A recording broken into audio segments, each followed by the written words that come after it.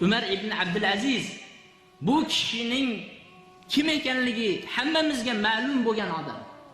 Umar ibn Abdulaziz shunaqa xalifatlik davrini surdi. 2 yil 4 oyda yer yuziga odillikni o'rnatdi. 2 yil 4 oyning ichida zakot bersa zakot oladigan odam qolmadi.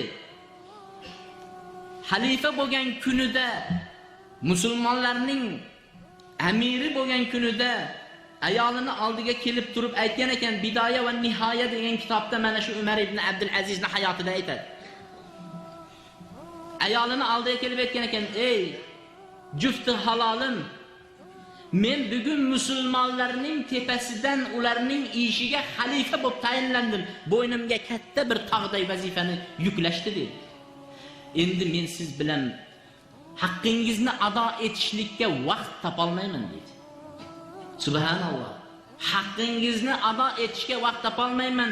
Shuning uchun talog'ingizni sizni ixtiyoringizda qildim. Xohlang men bilan yashab umringizni o'tkazing, xohlang talog'ingizni olingda boshqa erkak bilan umringizni o'tkazing dedi. Ayol aytdi, yo'q dedi. Sizday insonni kimga almashtiraman? Men siz bilan hayotim mobayni siz bilan bo'lib o'taman dedi. Ayol aytadi, 2 yil 4 oy xalifa bo'lib musulmonlarning amiri bo'lgan bo'lsa, biron marta men bilan birga bo'lmadi va biron marta janobatdan yuvinmadi degan ekan.